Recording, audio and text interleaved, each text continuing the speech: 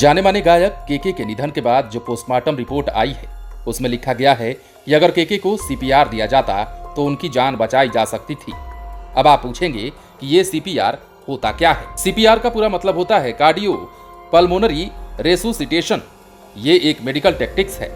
इस टेक्टिक्स को उस वक्त लागू किया जाता है जब सांस न के बराबर चल रही हो पर इंसान जिंदा हो। सीपीआर देने के ज्यादातर मामले कार्डियो अरेस्टिंग या फिर हार्ट अटैक के मामले में होते हैं।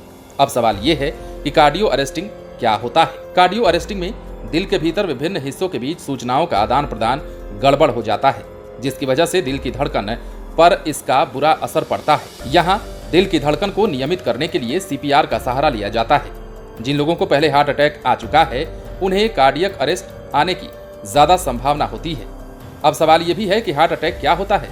दिल का दौरा वो मेडिकल इमरजेंसी होता है जब हृदय की मांसपेशियों के रक्त प्रवाह की रुकावट सामने आती है। आमतौर पर दिल का दौरा तब पड़ता है जब रक्त का कोई थक्का हृदय की ओर रक्त के बहाव को रोक देता है। रक्त के बिना ऊतक को ऑक्सीजन नहीं मिल पाती और वो मर जाता है। यही है हार्ट अटैक। अब आप पूछ सकते हैं कि सीपीआर दिया कैसे जाता है। सीपीआर देने के लिए हर किसी को आगे आने की जरूरत नहीं होती।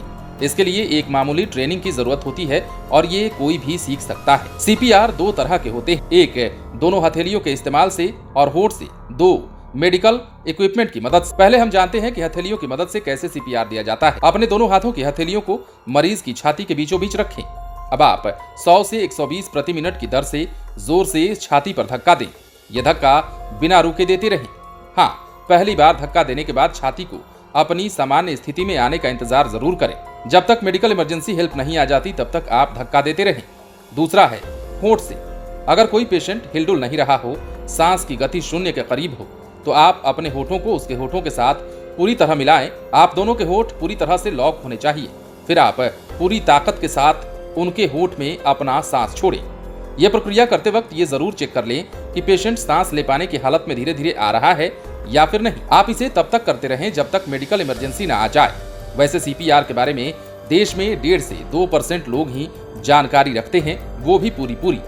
इन 2% लोगों में से मुट्ठी भर लोग ही इसका इस्तेमाल कर पाते हैं। होना तो ये चाहिए था कि देश के हर 18 साल से ऊपर के नौजवान और नव युवतियों को अनिवार्य रूप से सीपीआर की ट्रेनिंग मिलनी चाहिए। जापान और दक्षिण कोरिया में हर कोई सीपीआर से परिचित है, इसलिए वहां पर ज्यादा दिक्कत नहीं होती। तो ये थी सीपीआर के बारे में पूरी जानकारी। उम्मीद है आप समझ गए होंगे। बने रहें लाइव सिटीज के साथ। यदि आपने इस चैनल को सब्सक्राइब नहीं किया है तो सब्सक्राइब कर लीजिए ताकि हम आपको खबरों से अपडेट रख सकें।